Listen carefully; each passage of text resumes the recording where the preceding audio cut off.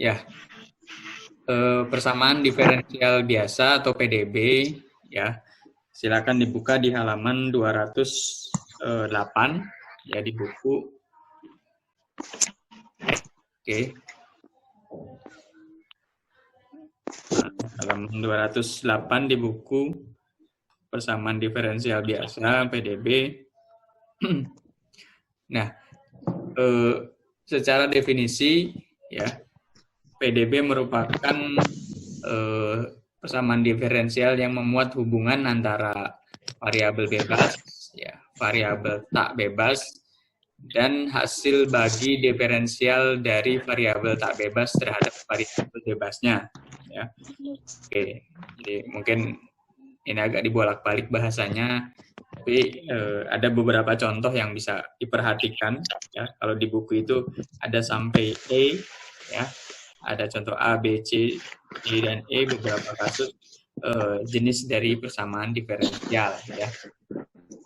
Intinya bahwa persamaan diferensial itu adalah persamaan yang mengandung turunan atau diferensial. Ya, jadi mungkin istilah diferensial juga sudah umum ya, sudah biasa. Jadi kalian juga sudah tidak terlalu asing lah katakanlah. Oke ya, perhatikan di buku di halaman 208 ya, atau nanti di slide di halaman 3, slide yang ketiga ya. Misalkan contoh yang pertama, dy dx sama dengan e pangkat x plus sin x ya. Nah, oke. Ya, di contoh yang pertama kita lihat ya, variabel bebas itu x, sementara variabel terikat adalah y. Ya. Oke. Yang diperhatikan adalah yang mengandung diferensialnya, ya, yang ada d, bahasanya yang ada d-nya. Nah, dy dx, lihat dy dx. Nah, dy dx itu yang dimaksud sebagai variabel bebas itu adalah variabel ya yang bisa menurunkan gitu loh. Ya, jadi dia bebas lah. Jadi cirinya dia selalu ada di bagian bawah ya. Selalu dia sebagai pembagi dx ya. Entah nanti jadi dx, entah jadi dz, dt dan seterusnya, itu situasi yang berbeda ya. Tapi yang jelas yang disebut sebagai variabel bebas adalah variabel yang membaginya ya. Nah, jadi dy dx, maka x-nya itu sebagai variabel bebas, y ya, y itu diturunkan terhadap x, maka y disebut sebagai variabel terikat. Oke ya. Jadi bisa dipahami yang dimaksud definisi di slide yang kedua tadi itu merupakan hubungan antara variabel bebas dan variabel terikat ya, atau tak bebas, dan hasil bagi diferensial dari variabel tak bebas terhadap variabel bebasnya. Jadi hasil baginya. Nah, hasil baginya adalah e pangkat x plus sin x ya. Nah, ini disebut sebagai persamaan diferensial biasa ya. Jadi masuk kategori PDB ya. Nah, nanti ini akan dibahas. Kemudian contoh yang kedua ya. Y double aksen min 2y ditambah y sama dengan cos x ya. Y double aksen min 2y ditambah y sama dengan cos x ya. Nah, meskipun di sini tidak kelihatan mana x-nya atau ya tidak terlihat x-nya, kita sudah paham bahwa simbol dari y double aksen itu adalah apa? Turunan ke 2 ya, atau 2 kali diturunkan dari y.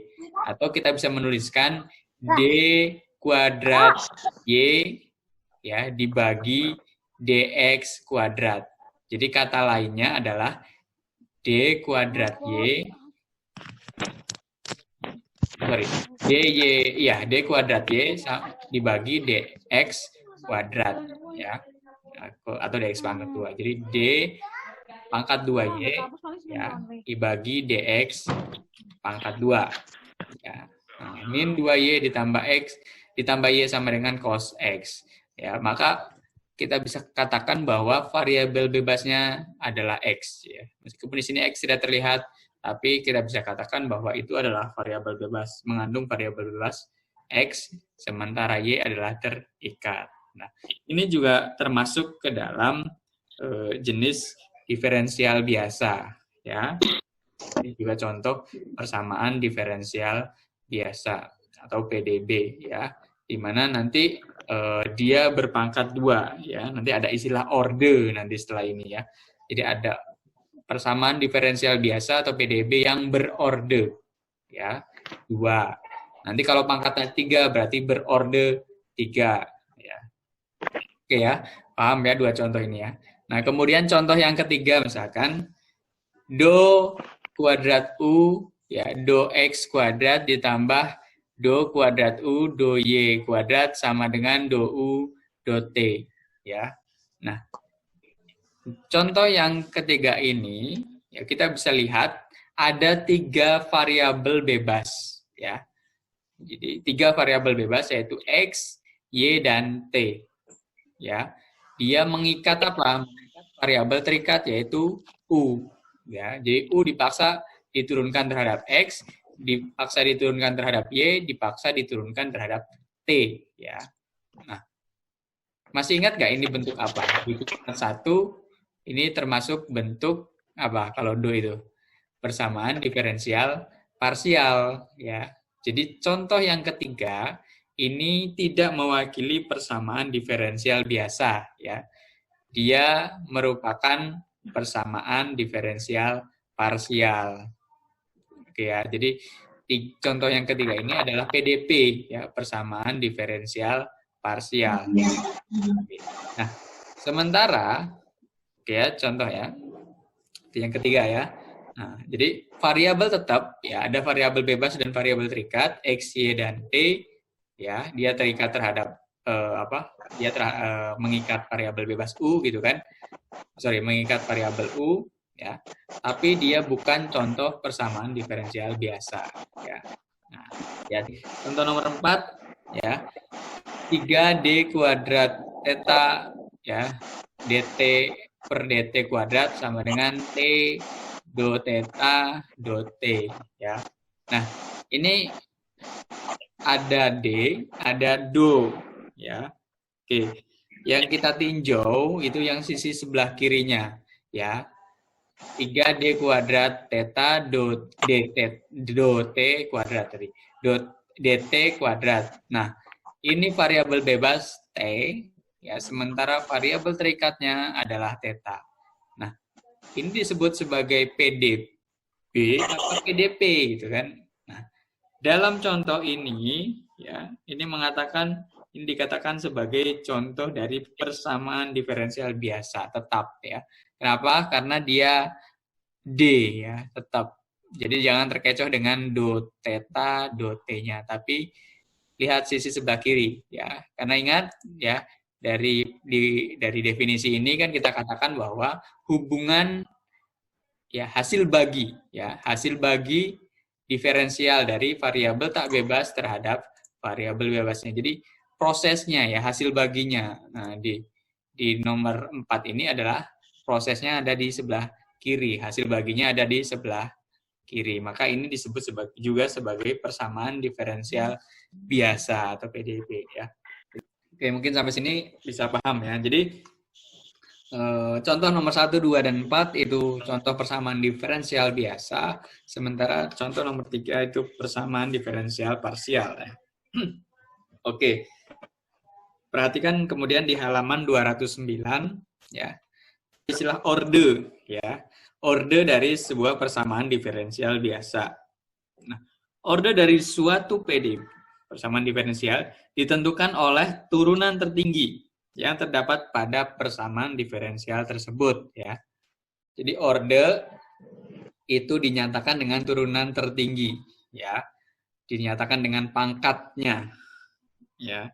Jadi orde PDB adalah turunan tertinggi yang didapat dalam PDB, dan begitu pula turunan tertinggi dalam sebuah PDB yang menunjukkan orde PDB tersebut, ya. Jadi baik itu persamaan diferensial biasa atau persamaan diferensial parsial, ya, PDB atau PDP, ya, itu ordenya sama penyebutannya, istilah ordenya sama, ya. Oke, contoh saja misalkan di sini ada 3 contoh. Nah, ada dy dx ditambah y kuadrat sama dengan sin x ya. Ini contoh sembarang saja ya, contoh bebas. Nah, ini dikatakan sebagai PDB orde 1. Kenapa orde 1? Karena pangkat dari turunannya itu adalah pangkat 1 ya, dy dx ya. Ya, jadi hanya pangkat 1 ya, maka disebut sebagai PDB orde 1 ya. Contoh nomor 2 gitu kan. Nah, lihat x d kuadrat y ya per dx kuadrat min y kuadrat sama dengan 0. Ini disebut sebagai PDB orde 2. Lihat ya. Jadi diturunkan 2 kali, diturunkan sebanyak 2 kali, maka dia disebut sebagai PDB orde 2 ya. Kemudian dan seterusnya. Nah, selanjutnya kemudian bentuk umum ya. Nah, jadi PDB suatu persamaan diferensial itu ada 2 bentuk ya, ada PDB linear dan ada PDB yang dikatakan tidak linear atau non linear ya.